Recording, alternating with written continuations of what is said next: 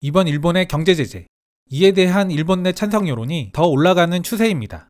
저번에 소개드렸던 일본 TBS 여론조사 때는 58%의 긍정률을 기록했었는데요. 8월 4일자 조사에서는 6%가 늘어 64%가 한국 경제 제재를 지지했습니다. 그럼에도 불구하고 일본 내에서 한국 이슈는 우리처럼 크게 부각되지는 않는 모습입니다. 반면 우리 사회는 크게 분노하고 있죠.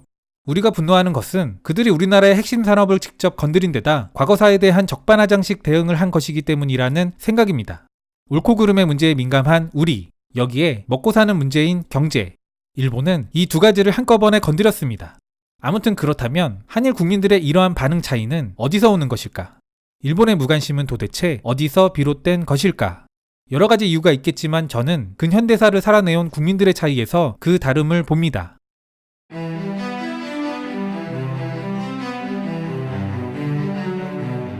일본의 근대를 연 매우 중요한 역사, 바로 메이지 유신입니다. 지금 현재 일본의 문화, 경제, 사회를 구성하는 데 영향을 준 가장 중대한 사건이 바로 메이지 유신.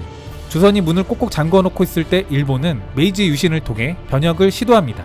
비록 왕정복고이기는 하지만 일왕을 중심으로 지방 권력을 중앙에 집중시켰고 재정 수입의 2%라는 막대한 자금을 투입, 서구 사회에 엘리트로 구성된 사절단을 보냅니다. 그런데 이러한 메이지 유신은 철저하게 위로부터 내려온 개혁이었습니다. 그래서 봉건적 요소와 개혁적 요소가 혼재되어 있는 특성을 보입니다. 대표적인 게 바로 일본식 계급제도 철폐. 표면적으로 일본은 산업공상의 계급제를 폐지했지만 실제로는 지배계급의 특권은 남긴 채 피지배계급 간 직업선택의 자유만 보장한 조치였습니다. 일본의 정치를 보면 국회의원이 세습되는 등의 독특한 모습을 보여줍니다. 물론 서구 사회에도 정치 명문가를 중심으로 지역구를 물려받는 사례들이 있지만 일본은 우리의 상식 수준을 넘어섭니다. 일본은 철저하게 계층적 문화를 갖고 있는 국가입니다. 일본인의 절반 이상이 정치에 관심이 없다는 것. 이는 다른 국가들의 정치 무관심과는 조금은 결이 다른 겁니다. 즉 그들에게 정치는 다른 계층의 사람들이 하는 행위. 일본이 갖고 있는 태생적 수동성. 이는 그들의 정치 제도 역시 마찬가지입니다. 한국이 지금 누리고 있는 민주주의. 이를 완성하기 위해 우리는 수많은 피를 흘렸지만 그들은 패전 후 미국에 의해 수동적으로 이식받았을 뿐입니다. 옳고 그름을 따지기보다는 순응하고 적응하는 것에 익숙한 일본의 일반 대중. 이것이 아베의 사학 스캔들과 같은 정권 핵심의 비리가 발생해도 우리와 같은 전 국민적 분노를 만들어내지 못하는 근본 이유이지 않을까?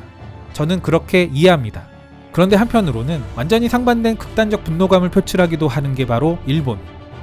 일본인은 최고로 싸움을 좋아하면서도 얌전하고 불손하면서도 예의 바르며 유순하면서도 붕괴한다. 일본 연구의 고전으로 불리는 국화 칼에 등장하는 말입니다. 저는 개인적으로 이것이 일본의 이중성을 상징하는 말이라 생각합니다. 겉으로 드러내는 마음과 진짜 속마음이 다른 것. 이를 미덕으로 여기는 게 일본 사회. 일본은 알게 모르게 이중성의 문화가 사회적으로 깊게 배어있는 나라이기도 합니다. 이러한 이중성이 극단적인 형태로 표출되는 가까운 예가 바로 혐한입니다.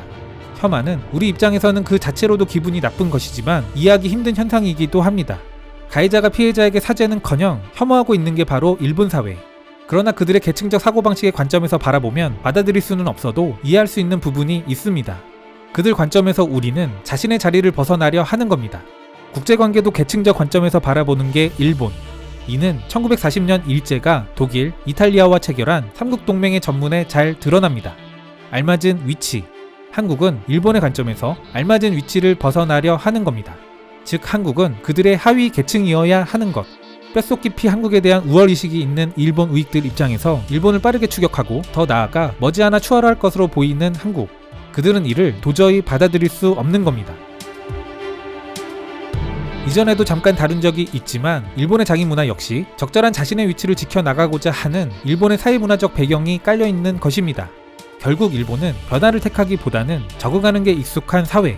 사회가 보수화를 넘어 극우화되어 가는 것은 이런 문화적 배경이 작용하는 것은 아닐까. 반면 우리는 민중에 의해 움직인 근현대사를 갖고 있습니다. 동학농민운동에서부터 3.1운동, 4.19 혁명, 80년대 민주화운동. 그러한 시도들이 성공했든 당장은 실패의 모습으로 보였든 간에 우리는 민중이 사회를 바꿨거나 최소한 영향을 준 다이나믹한 근현대사를 갖고 있습니다. 적응하는 수동성에 익숙한 일본, 변화하는 능동성에 익숙한 한국. 정치가 국민을 교화해야 한다는 일본. 국민이 정치를 바꿔야 한다는 한국. 그리고 지금 과거 영광을 꿈꾸는 일본, 미래 영광을 꿈꾸는 한국.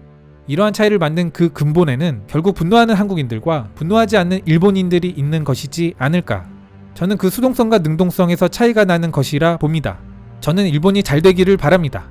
전쟁을 할 수 있는 정상국가가 아니라 공존 공영을 가치로 삼는 정상국가가 되어 미래를 함께 보는 좋은 관계가 되기를 바랍니다. 그렇지만 지금의 일본 정치라면 아직은 닿을 수 없는 먼 이야기라는 생각입니다.